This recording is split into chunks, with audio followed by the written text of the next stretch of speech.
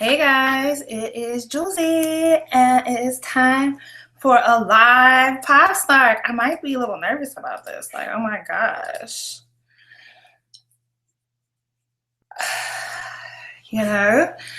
So let me take a second real quick to figure out how to read you guys' comments, because you can comment along and ask questions and I will answer them.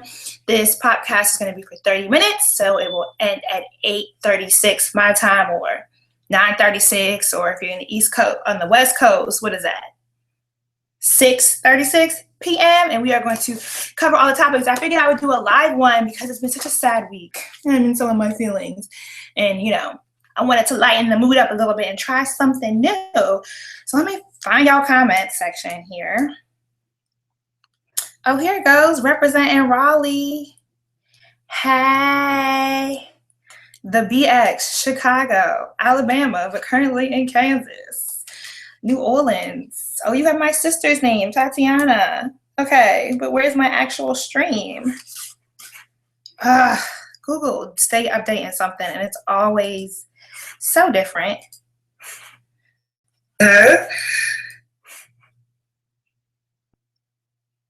Load already. All right, so let's get into this drink. So I still have the drink left over that I made for dinner in Blanc, Houston. I really have most of the fruit. This is gonna be so bad. So I have a fork because I might be eating along during this. It is the Bartunata. Girl, if I fucked it up, I fucked it up. My favorite Moscato, and some fruit with some crackhead cognac. What is it? Did I put Parmesan or E&J in this? Whatever the cheap cognac was, and Sprite. So cheers, clink, clink, clink, clink, clink. Let me know what you're sipping along to. Leave it in the comment section, and maybe I can get some drink ideas. Alrighty. Google is so shady.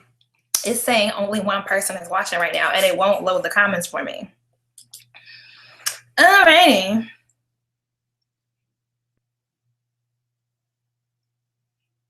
Huh.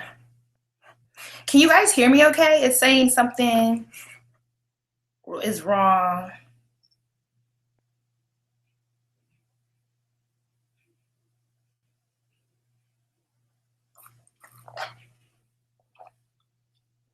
Am I not live? Because people are commenting that they can't, that it's still on standby.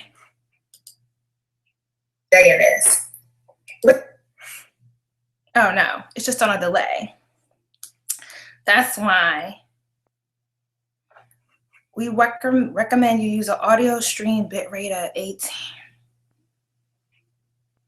I don't know how to change my bitrate. My audio stream, why does Google always do this to you? It's never smooth sailing when trying to do live anything, because Google is forever telling you that something is wrong, but they don't tell you how to fix it. So like, what am I supposed to do? I don't know.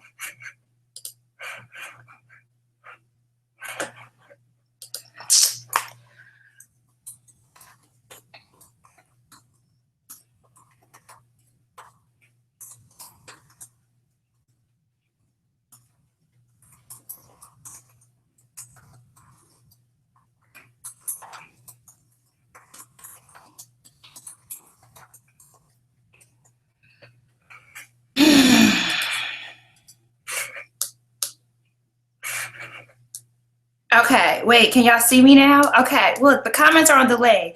So I'm sorry, I don't know what's going on.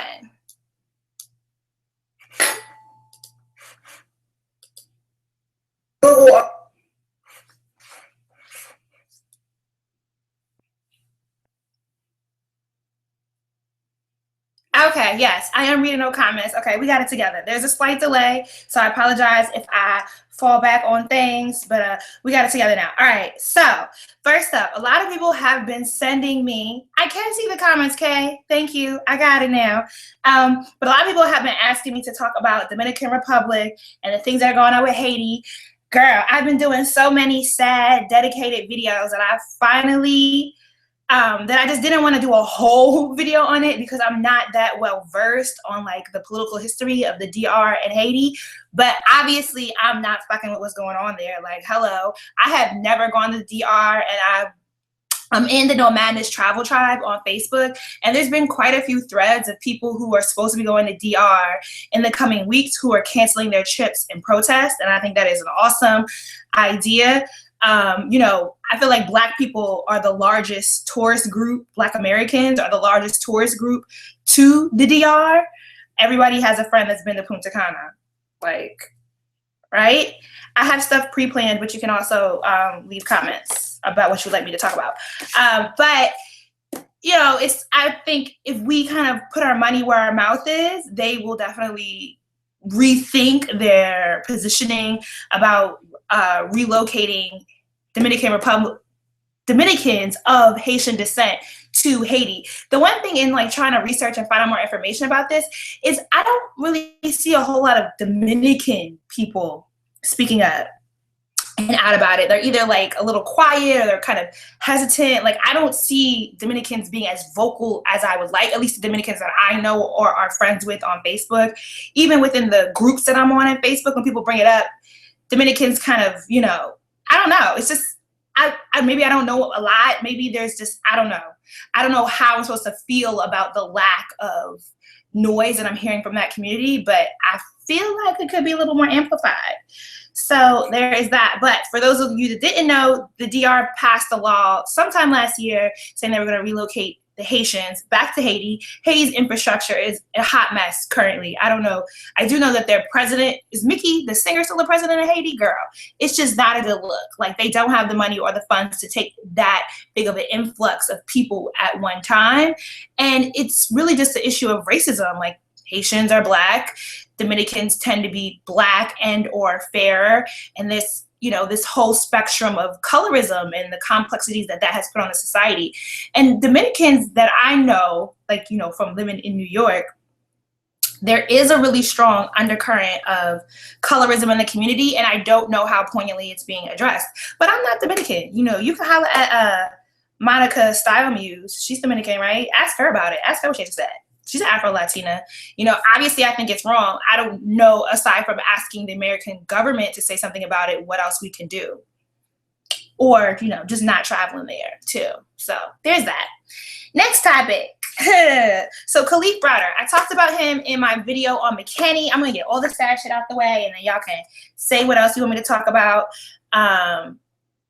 But Khalif Browder's mother did a really, really good interview on Nightline talking about the death of her son. I think it's worth watching. We've seen a ton of interviews with Khalif Browder, and his suicide really is a murder. And he's not the only young man who has been locked up for a length of time without being charged for anything or committing a crime. You know, I used to go looking for my homeboy, Sean.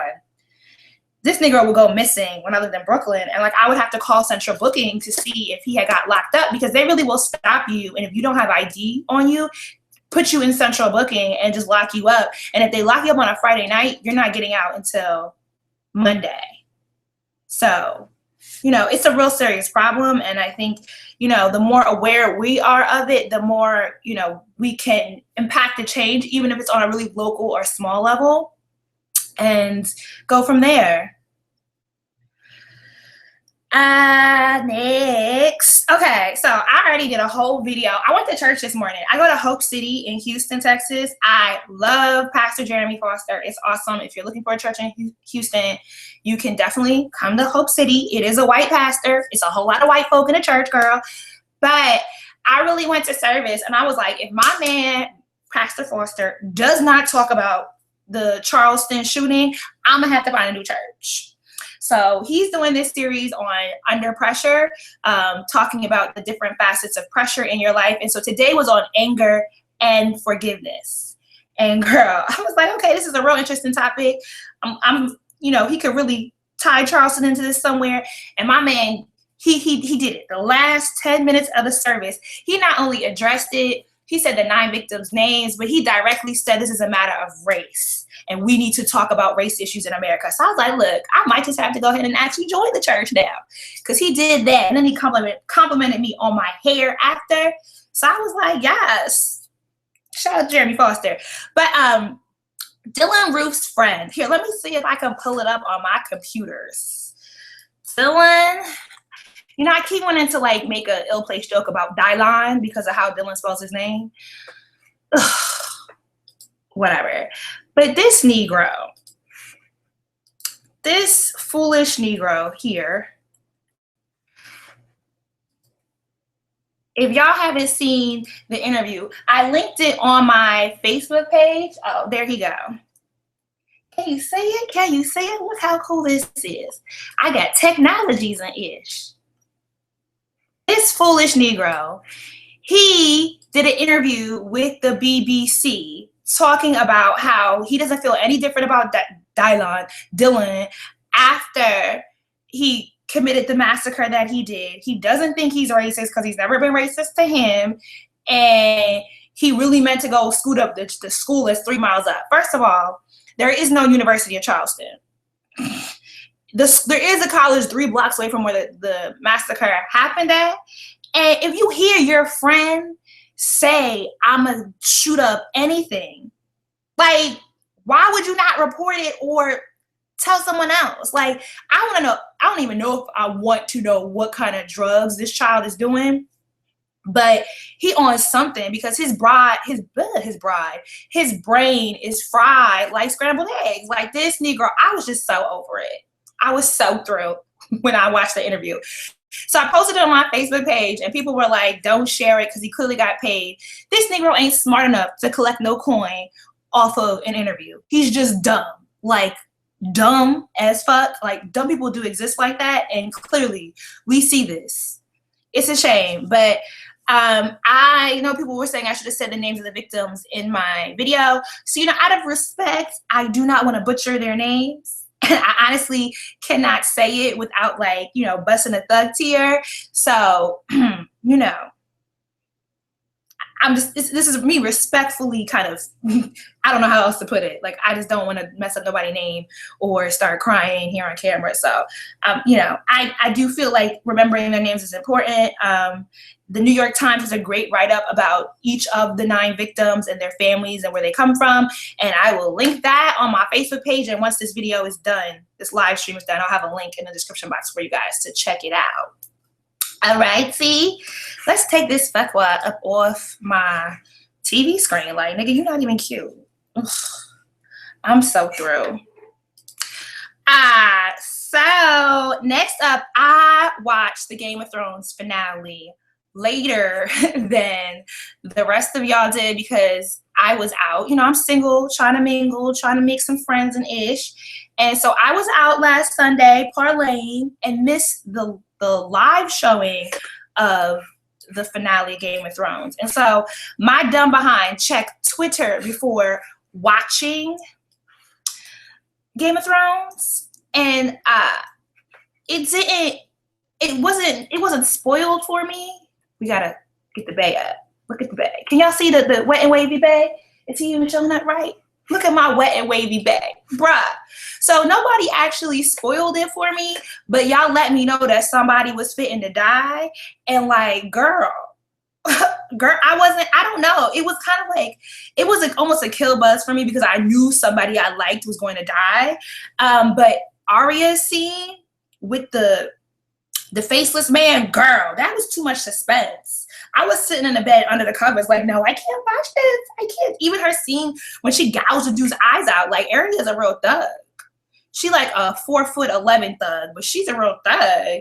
And then dude like took away her eyesight. Like, look, George R. Martin and them 2 white boys that be producing Game of Thrones, don't fuck up Arya. She needs to live. Like, we've killed enough of the Stark family. Please do not let anybody else die. Jon Snow did pass away. It's a week out, so I'm not really spoiling shit for anybody. You just late. Sorry. Sip on that.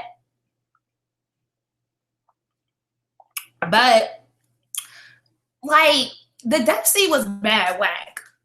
I don't know if it's because I knew somebody was gonna die and so I was already ready for it. But like just the way, like I knew once he sent Sam away, I knew something bad was finna happen. But how'd you read all 3 books in a week? In 3 weeks? Girl, I have that collection of books. They're long as fuck and way too much going on. But you know, when he sent Samuel away, I knew something bad was going to happen. But even the way they, like, he don't have no other wingman. Like, how are you the head of shit? Like, you don't got no security. Like, that's like a mutiny doesn't happen at Homeland.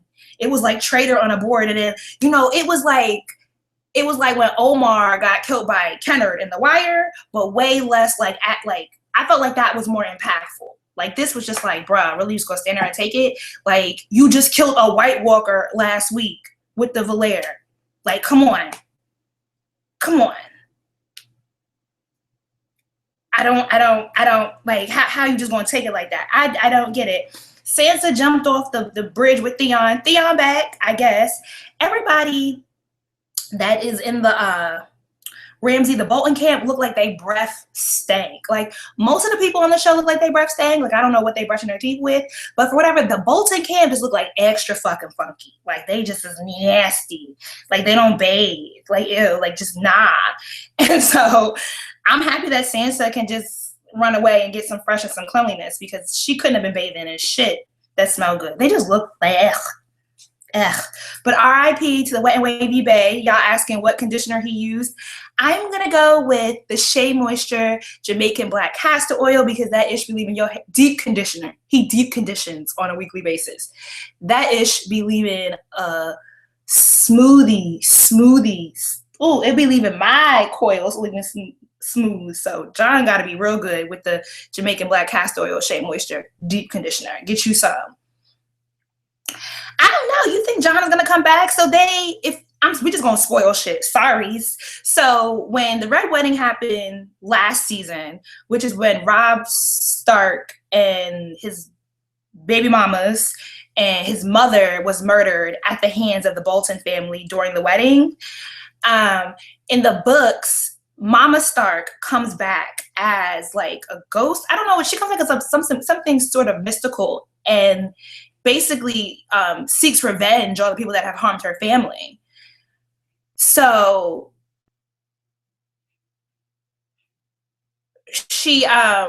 but they didn't, in the book, she's a very poignant character that comes back to life, and they did not bring her back in the show. So there's room for John to come back, because the way he kind of died and his blood spilling out doesn't solidify that he's actually dead, and other people in the show have come back to life. But whatever. And for all you smart brown girls that don't watch, girl, you could go watch Game of Thrones. It's real good. I was thinking about doing like a recap video, but I feel like people would be like, I don't watch. I don't know what she talking about. All right, so I only have 2 more topics. You can go ahead and start recommending anything else you would like me to talk about, but we're gonna take the bay off. We're gonna take off the bay. And here you go. There you go, these heifers. All right, so actually I have 2.5 things to talk about, because I'm gonna admit to watching a show I said I no longer watch. But Married to Medicine is back on, and like, is it just me? Or is this like Married to Gold Diggers? Because the only people I like are the actual doctors. Heavenly is crazy but cool, and I like Dr. Jackie and Dr. Simone. But everybody else, they're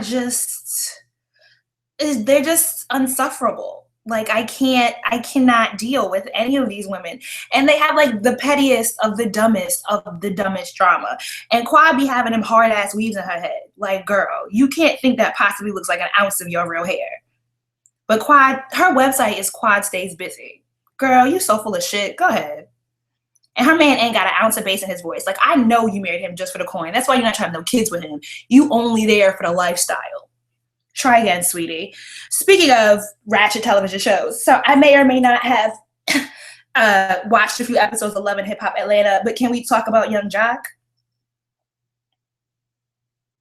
Can we talk about Young Jock, who has 8 kids by 4 different women, is still married to one of the women who happens to be the second baby moms, has 2 more baby moms after her, has a new girlfriend, and the last baby moms and the new girlfriend is fighting over this Negro?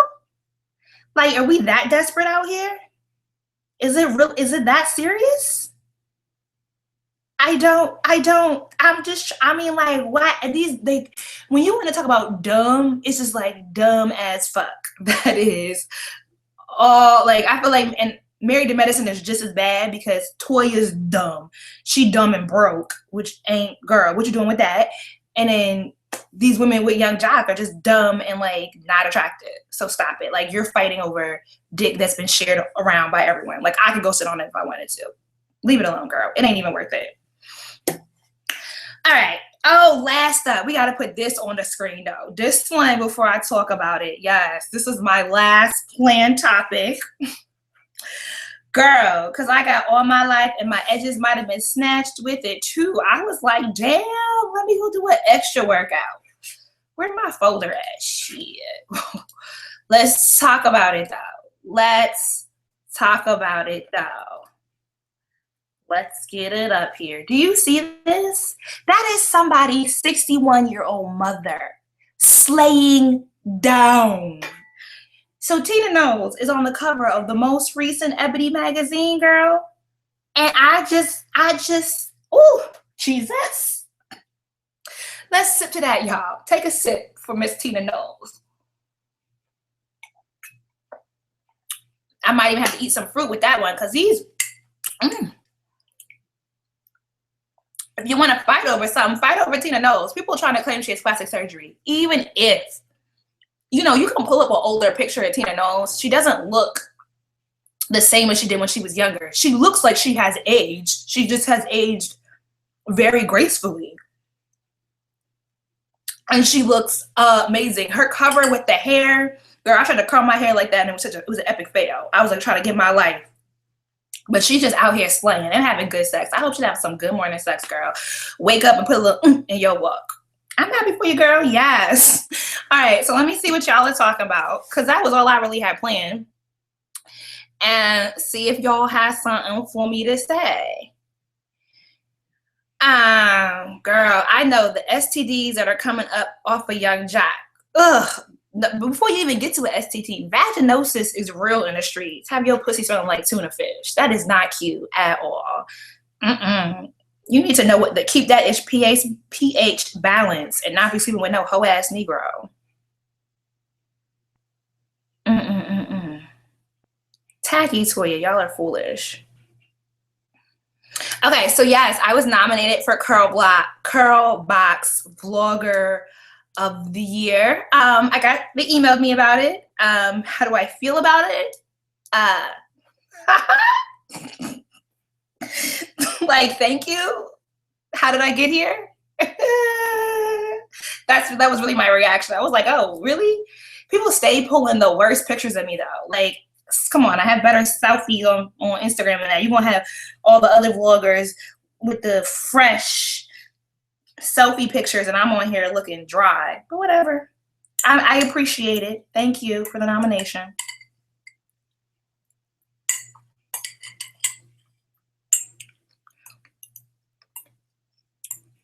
Why do people keep asking me what my college major is? I feel like I answered that in a previous Ask Jouelzy. I got a sociology degree that I don't use. It's really not that exciting.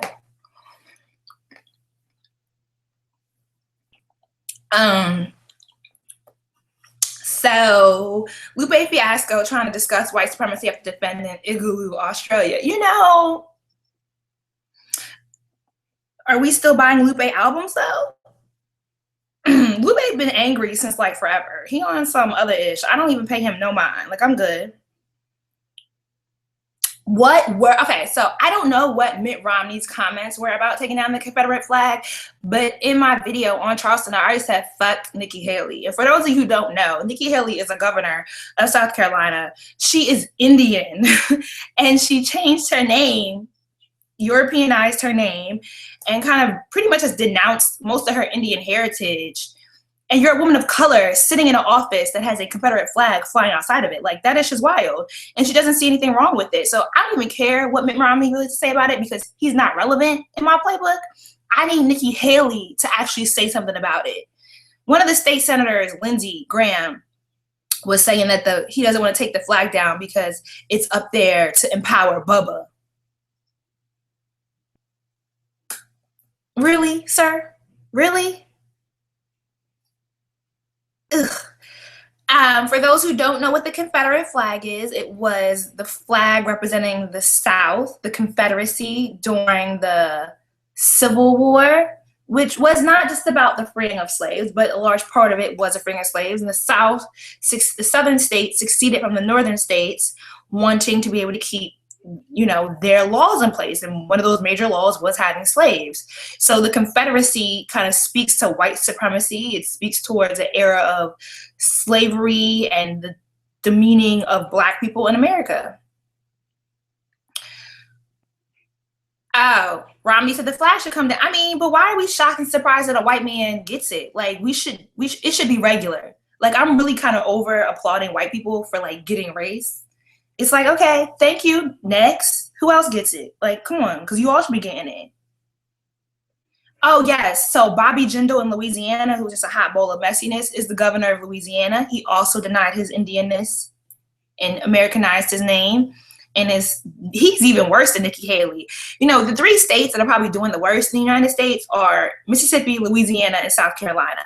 And they all have major politicians in those states who have denied their cultural affiliations and Americanized themselves to move into the GOP movement. And it's just crazy. Like, it makes no sense. And they also have those three states have the largest swath of people that live below the poverty line in the United States. And so I don't know what's happening with the voting out there, or the Black people who tend to be in Louisiana. I think 52% of the state lives below the poverty line, and of that 52%, 48 is African American. So I don't know what's happening within those communities. Whether are that many of them felons that they can't vote. Like, how are they keeping the stronghold over these large swaths of people and keeping them so down and so behind the rest of the progression of the United States? So,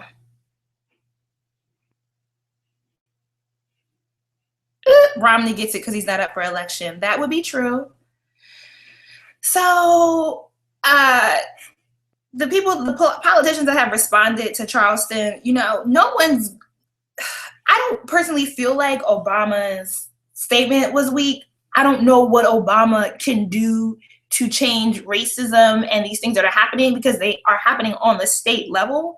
And so I feel like what's much more important is how South Carolina politicians, enough of the South Carolina politicians are, I care more about what the South Carolina politicians are saying. It's much more important than what exactly Obama's going to say, because there's not a whole lot he can do on the federal level. I almost care more about what the House of Cards staff and Frank Underwood have to say about Charleston than I do about Obama. Like, what he said was enough for me, but I don't look at people crazy when they feel like he should have said more. So that's just it. Enough with politics. How about the movement of women and making a positive change? I mean, politics is part of that, though, girl. So you got to educate the masses. Awareness is the first step. I don't know who Ben Tillman is.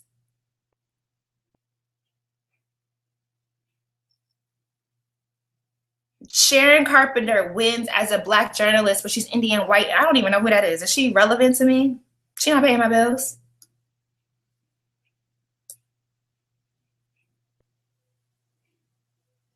By the way, I love Trinidadian food. I do own a Trini cookbook. Bust up shop on that.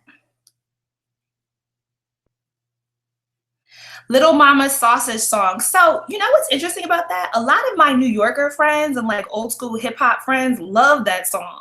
And a lot of other people are like, no. I think Little Mama across the board is consistently trying too damn hard. Like, girl, if you just tried a little bit less and was just comfortable with who you are instead of trying to feed into all the trends, I think she always messes up because she overkills on all the trends all at once in one video.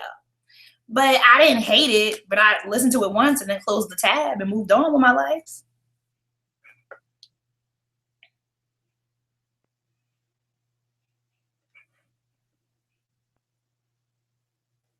So Christopher Bridges asked, as someone who recently moved to the South, how do you feel about the dichotomy against Black people in the US?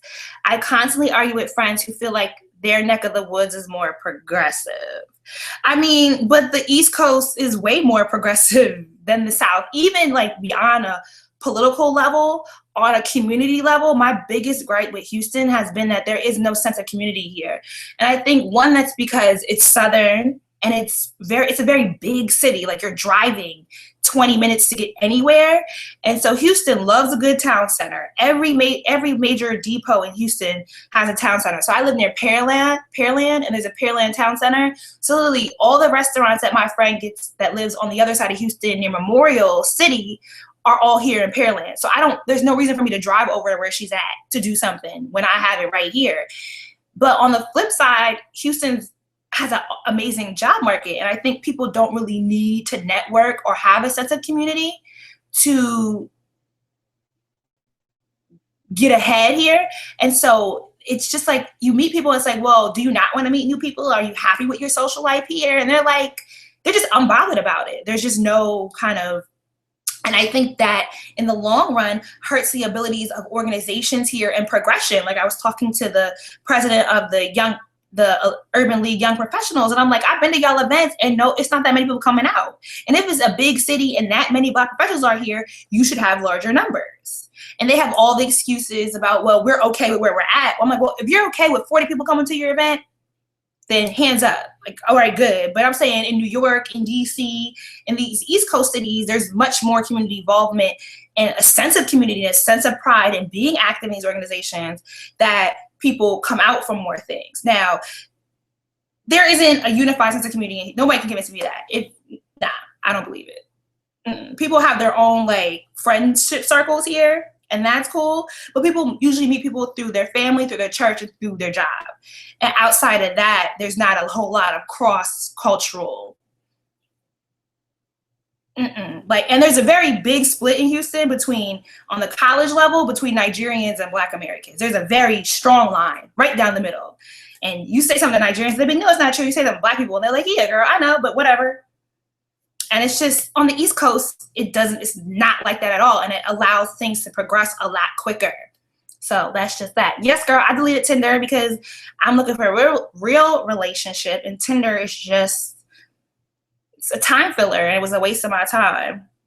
And the men out here, the mentality is different, and I don't feel like Tinder really helps with the mentality of men here. So if she goes to a HBCU and goes to Howard, she's to stop by GW. They trapped me with their aid package struggle. You know, I went to George Washington University first and then transferred to Howard. They got me because they gave me a good financial aid package too, but I left.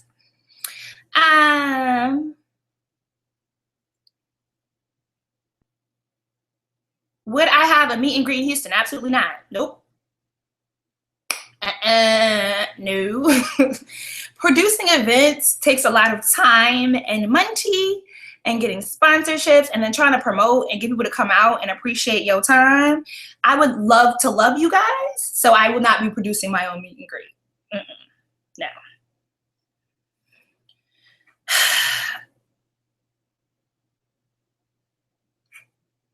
The 2016 presidential campaign candidates are still being announced, so I don't have anything to say about that. Dr. Umar stripper scandal, girl, I don't post on Lipstick Alley, so I don't know. That shit is not relevant to me at all. I got my braids done here in Houston. I like how I got them done in South Africa better, but you know, this is all right. I'm happy. I will be doing a traveling alone video. That's not a Pop Snark topic. Y'all asking me questions about me. This ain't got nothing to do with Pop Snark.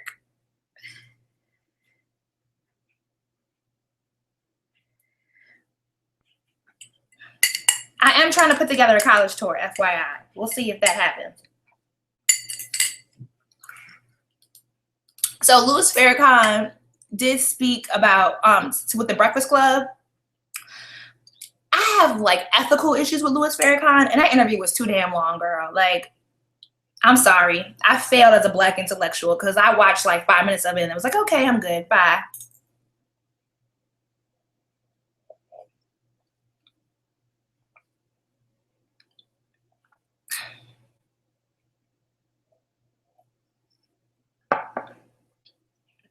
I'm actually thinking about moving to Dallas, but we'll see. Oh, yes, you are right. Orange is the New Black. I didn't talk about that. I actually think I'm going to do a recap series on Orange is the New Black starting tomorrow and rolling them out because I did watch the full season. Was it just me, or was it the ending kind of like, oh, that's it? Like the season's over? Like that was it? I liked last season's storyline better because even though I hated V, like the ending was much more like, oh yes, that's high. Versus this one was kind of like, oh, that's it, that's what happened. But I liked how they kind of got more into the details of the characters in Orange is the New Black, and you really had a lot more flashbacks, a lot of more of the childhood growth. Like you found out about Chang, the Chinese lady who like rarely ever talks, her backstory. You know, Pennsatucky was a much more endearing and had a lot more depth this season. So I was very much so a fan. You know, I love the shit out of Uzo. Let me not mess his name up. Suzanne Uzo Aduba. She is such an amazing actress that like she makes everyone else look like a bad actress. Like when people are in scenes with her, she's so good that you'd be like, damn, they really can't act that well because she's just slaying in every scene she's in. But I absolutely loved her storyline and her character this season. And the season should have been longer. It did feel short, but it was 12 episodes. So like how much longer can it be? That was it.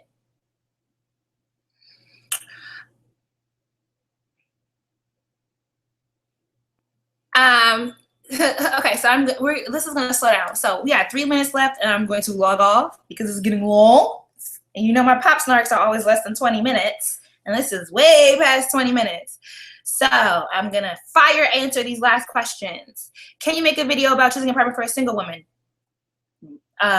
That's way too many, whatchamacallit. That so depends on the person and where you're moving to and why you're moving, that no.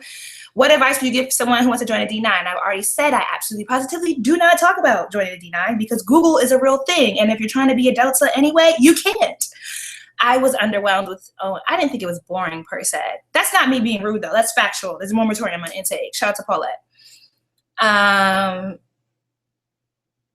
fast forwarded past every scene with Piper. Her and Alex can just go. Like almost though Alex's storyline with the dude trying to like get her, the drug dealer guy, is a little bit more interesting, but Piper, I'm just good on. Like I have no, nah. Why not move to Atlanta? Because I'm not a gay boy and who lives there? Gay men. You know, if I was looking to be a fruit fly, sure, but I'm not.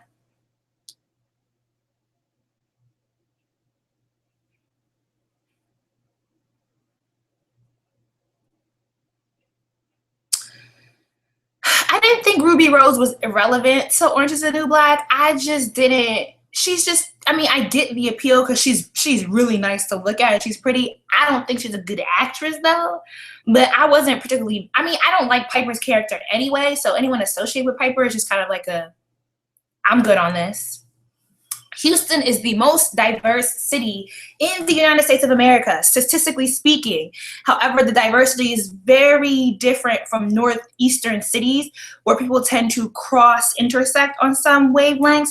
You can definitely get some real good Vietnamese food, good Nigerian food, good Thai, any of the Asian islands, any of South Venezuelan food for dinner tonight. Like the food is great, but as far as like integrating yourself in those communities and like making friends, unless you're like a doctor or an engineer, it's very unlikely, unless you meet somebody at your job, that you are going to interact with someone of a different cultural background for you. Even amongst those of us of the African diaspora, like, it is very, very siloed here. And that was one of my biggest surprises, because I moved here for the diversity. So there's that.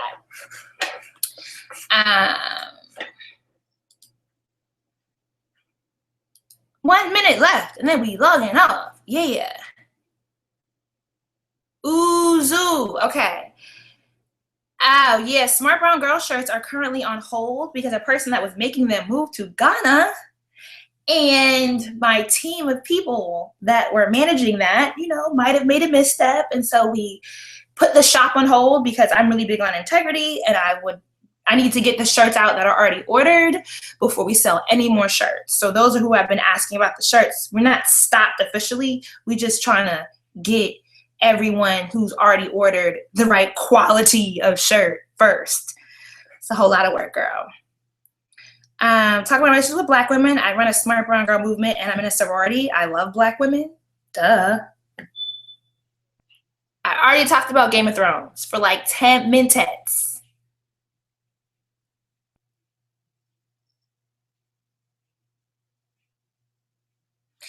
My opinion on migrating to Africa to avoid racial tensions in America, I think that is the dumbest shit ever. Like, dumb. Like, you have no understanding of the history of any African country if you are moving there because you think yo Black American ass is gonna have the easier time with race and ethnicity. Girl, go ahead. I hope your generator big enough. That's all I have to say about that. And I've seen other people talk about it, and I'm just like, do you realize? Not that, because girl, I would love. I'm trying to get to Ghana real soon. I'm trying to buy me some wax, Dutch wax, girl, and get my hair braided for cheap and eat some good food. I'm trying to be up all in there, right? I would love to go to West Africa and visit. And I would, you know, I want to marry an African, so when my kids turn to teenagers, we can send them to boarding school with their uncle out in Enugu or some shit, girl. Like, I'm all here for it. Yeah, as long as it's not like Uncle Femi from Ghana Must Go, though. I'm not fucking with that at all. But you know, I don't think that life would be any easier in West Africa, I think, or in any country. Even if you go to South Africa, I don't know that life would be easier. That's not the reason you go. I think you go because you like the culture and the opportunity there, and that's where you're going. You're not going to alleviate yourself of any problems that you face in America, because they have the same issues we have, plus other ones. So it's just I don't think people are being realistic. I think Americans, specifically Black Americans, tend to have a very utopian ideal of Africa, because that's the motherland and where we came from, but don't really understand the politics or the lifestyle of how people live there. And it's just not a good idea to go someplace without doing your proper research and understanding what you're walking into. So that's my opinion on that. Did I use enough words? All right, so Switzerland. Folks are too boring there to be racist. That's funny. Thank you guys for joining with me in Pop Snark. I finished my drink. I'm going to go eat dinners now. And let me know if you would like me to do another live Pop Snark. You know? Let me know how this goes. I'm logging off now. Deuces. Let me close this shirt. I look so cute, though.